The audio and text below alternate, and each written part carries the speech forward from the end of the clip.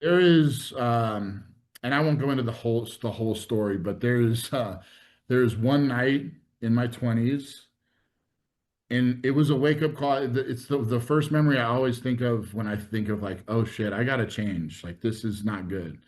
I was partying. I had bought like there 2 milligrams Xanax from a dude on the street. They were time released, so I ate one before we went to dinner. Didn't get high from it. I'm like, it's probably fake. Ate a second one, ate a third one, and then boom, they all hit me like that. I don't remember much, but I do remember coming in and out of consciousness in my apartment room floor by myself. Pretty much OD'd. You can't really OD on Xanax, but your breathing starts to slow down. Like it's not good. And Yeah. I had a neighbor at the time who knew what was going on. Called my dad. My dad drove down to my apartment, and I was coming in and out of consciousness. I wasn't really. It was just a really bad moment for me.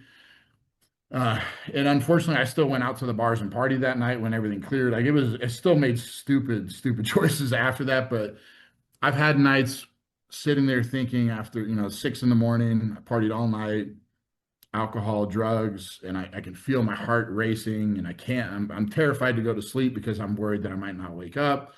So I have these like, it's almost like you go through so many of those moments and you get lucky enough that you're not dead. And it kind of, honestly, another turning point for me was getting a DUI when I was 24. That also took me several years to kind of work through. I blew off the classes, my license got suspended, my registration was expired, my insurance dropped me, still driving intoxicated. I still just doing the dumbest things possible.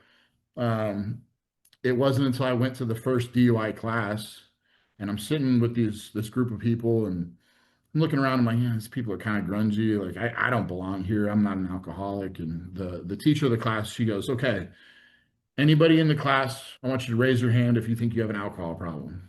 And we all look around at each other and like, I don't need alcohol. She goes, well, if you're in this class, you have an alcohol problem. And I was like, oh shit. Yeah. That kind of hit me. And I just decided after that, because I didn't really think of it that way. I took those classes really, really seriously. I was like, okay, the court's telling me I have to be here. So I'm going to just make the most of it. I took the classes seriously. I went to every single one of them. I sat in the front. I was part of discussions. And that turned into 30 days of no alcohol for me. And that 30 days turned into 6 months.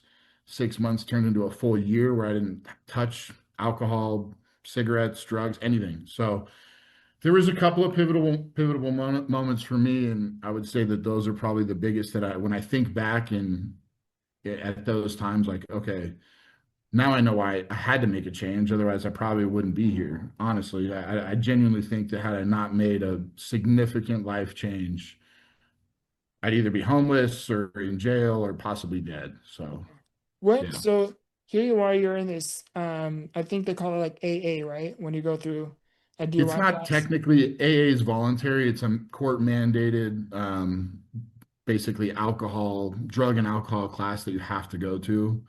Um, When you were going through that, is what helped pull you through that? Like, was it the class in particular, or was there something new that you happened to look forward to? um, and I think a lot of people feel this way, but I genuinely always kind of like thought of myself deep down that I would be a great and important person and be able to do something positive and be looked at positively. And I was in that class and I'm just like, man, like I'm a loser. Like this is not what I envisioned my life to turn out like at all. And I had support, like my family, man, when I was going through all that, they were always concerned and always helped. Man, my parents, my brother, my sister, I mean, my family was so supportive of trying to help me do the right things. But until you're ready to do the right stuff, it's like no one's gonna force you to make right choices. So it just was, I was just tired of being a loser, genuinely, you know what I mean? Like girls don't like a guy who has a DUI. Other guys don't want to be like you.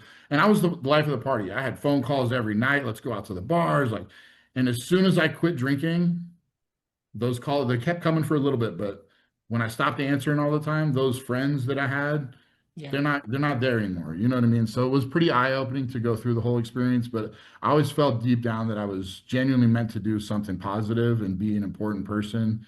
Not like famous or everybody loves you, but like make an impact, make your mark on the world. You only get one swing of this thing. So I just didn't want to live like that anymore.